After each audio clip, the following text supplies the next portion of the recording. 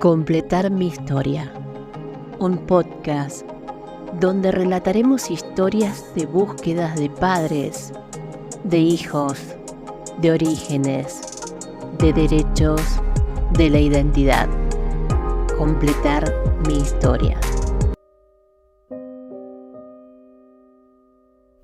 En este séptimo episodio de Completar mi historia, vamos a escuchar el relato de Elsa, que busca a su hija.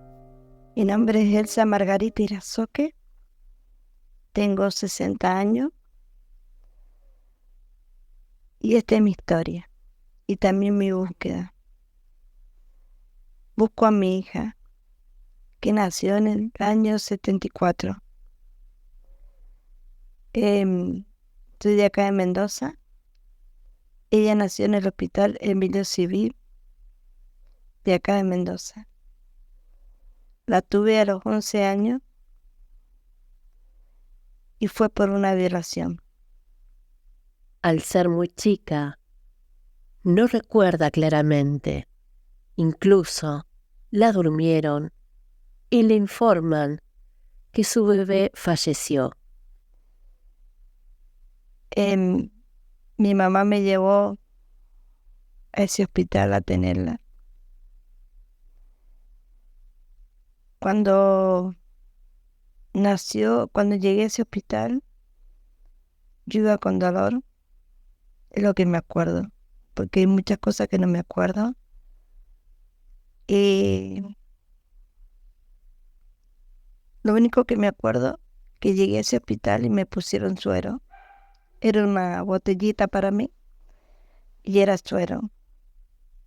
No recuerdo más nada hasta que me desperté. Cuando me desperté, el dolor era intenso también. Y estaba mi mamá al lado en la cama de ese hospital y había un médico. Y ellos me dijeron que mi hija había muerto. Había muerto.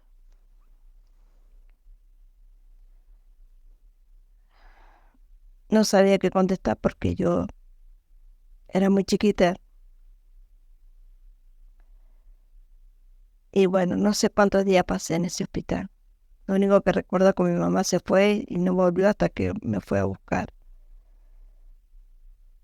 La parte más dura de su historia es cuando relata que su bebé fue fruto de una violación. Es producto de una violación.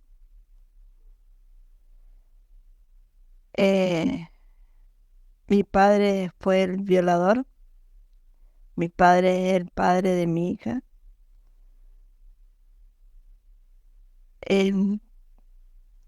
Mi mamá siempre trabajaba, nos dejaba en la casa. Y bueno, mi papá ese día estaba ahí, ¿no? Em, y en mi familia siempre taparon todas esas cosas. Yo pensé que mis hermanas no sabían de la violación porque jamás en todos estos años, son todas mayores que yo, nunca ninguna me dijo nada, jamás se arrimaron a mí, ni siquiera para decirme, Elsa, ¿dónde estabas? O ¿qué pasó? Nada.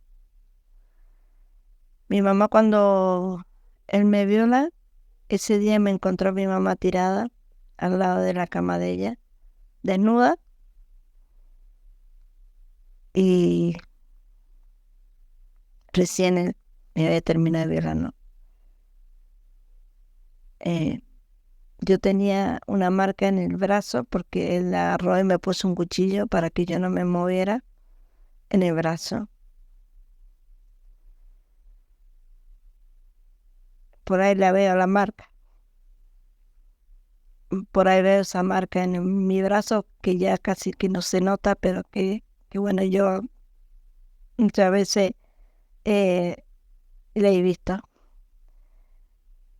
Em, Llega mi mamá ese día y me ve tirada en el piso y empieza, lo agarra a él, lo lleva a la cocina y Y yo a los gritos le decía que él me había hecho daño. Y ella pegó la vuelta a rato y venía con un cinto en la mano y me dio una paliza. Me encerraron, ni siquiera fue a verme si yo estaba bien o cómo estaba, ¿no? Cuando pasa un tiempo, comienza a sentirse mal. Después empecé a sentir descompostura y todas esas cosas y me llevaron a un médico a ella y sentí que el médico le decía que estaba embarazada. Yo no sabía lo que era eso, ¿no? Mi calvario, digo, porque eh, cuando me lleva ese médico, ella me dice que yo estaba embarazada y me pegó. Me encerró en una pieza de esa casa que es una casa vieja y tienen de 3 dormitorios. Y bueno, en el donde ella me encierra es una habitación que está en el medio, sin ventana. En el techo hay un tragaluz. Bueno, de ahí hay un poco de luz que yo tenía en ese dormitorio. Hay un cuadro que era un cuadro de Jesús y de la Virgen María, ¿no? Era lo único que a mí me acompañaba en ese entonces. Y bueno, y sin saber quién era Jesús, sin saber quién era la Virgen, le pedía. Era mi compañía. Hasta que, no sé, ahora pasan los meses, no sé, porque yo no salía afuera, hacía todo adentro en esa pieza. Me acuerdo que mi mamá venía todos los días y sacaba un balde de ahí adentro porque yo hacía todas las necesidades, todo, cuando me descomponía, todo hacía ahí en un balde. Así que no tenía esa pieza, no tenía ni luz, así que no sabía si era de día, de noche, no sabía nada. Pasan los meses y su vientre comienza a cambiar. Empecé a notar mi panza, ¿no? Eh, y bueno, cuando empecé a tener el dolor de estómago, mi mamá me lleva a ese hospital, al hospital Emilio Civil, es donde tuve mi hija. Sus hermanas, pese a este calvario, nunca le preguntaron sobre lo sucedido. Nunca se ocuparon de ella. Incluso le cuentan otra historia del hospital. Ellas me dicen ahora que yo tuve un varón y que yo lo había tenido en los brazos y que yo lo había dado, que yo había firmado un papel para vender a mi hija en ese hospital. Y Pasan los años y cuando está por casarse, pide el certificado de defunción de su hija. mi marido que le pidiera a mi mamá el alta de defunción de mi hija, si era verdad que había muerto. Le pido yo el alta de defunción a mi hija, que siempre se lo había pedido, siempre había tratado de conversar con ella para ver si ella me decía si era verdad o era mentira que mi hija había muerto. Siempre fue un no, no, olvídate. Y ese día me acuerdo que estaba ella en la pieza y le dije, por favor, que me diera el papel de defunción de mi hija, y me dijo, se dio vuelta y me pegó una cachetada, ¿no? Me dice, ya te he dicho que te olvides de eso. Vas a comenzar una nueva vida y te olvidas de eso. Yo no tengo nada, lo quemé todo. Todos los papeles, todo lo que me dieron de tu hija, lo quemé.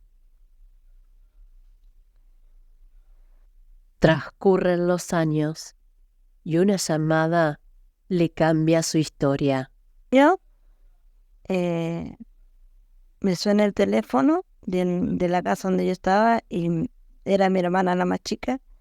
Ella me dice, Elsa, dice, quería decirte una cosa, quería decirte que tu hija está viva. Acabo de sentir una conversación, era una conversación de mis hermanas mayores y ella estaba ahí y escuchaba todo lo que las otras conversaban y dice que decían que ellas dos la habían vendido a mi hija. Dos de mis hermanas con mi mamá habían vendido a mi hija en ese hospital. ¿Por qué? Porque el marido de una de ellas era comisario en ese tiempo. Y bueno, y él iba a los hospitales que también me enteré después, iba a los hospitales y sacaba niños de los hospitales para venderlos. Por eso ellos estaban bien económicamente, ¿no? A los 49 años, queda viuda. Gracias a una psicóloga, pudo darse cuenta que todo lo que había vivido no era su culpa, como le habían dicho o hacerle creer. Porque estaba muy mal, porque pensé que había quedado sola en la vida.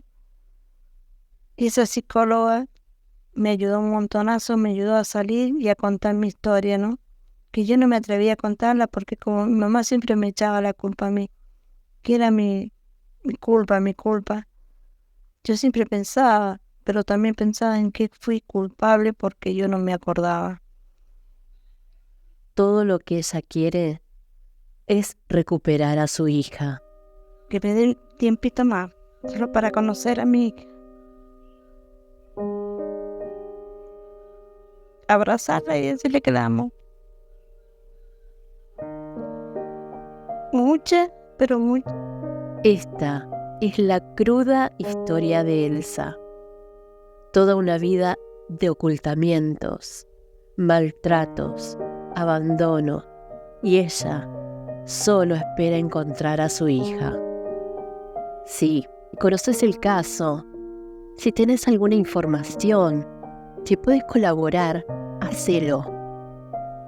Desde este espacio, mi objetivo es hacer conocer sus voces, sus búsquedas, ayudar a transitar este camino, acompañando a quienes quieren completar su historia y tal vez poder encontrar las respuestas a tantos interrogantes. Así, llegamos al final del 7º episodio de Completar mi historia. Si querés ampliar tu búsqueda, querés que se haga circular tu voz, contactame. Mi nombre es Susana Fulco. Puedes contactarme en Facebook, a Susi, o por mi canal de YouTube, Susi Fulco 48. Completar mi historia.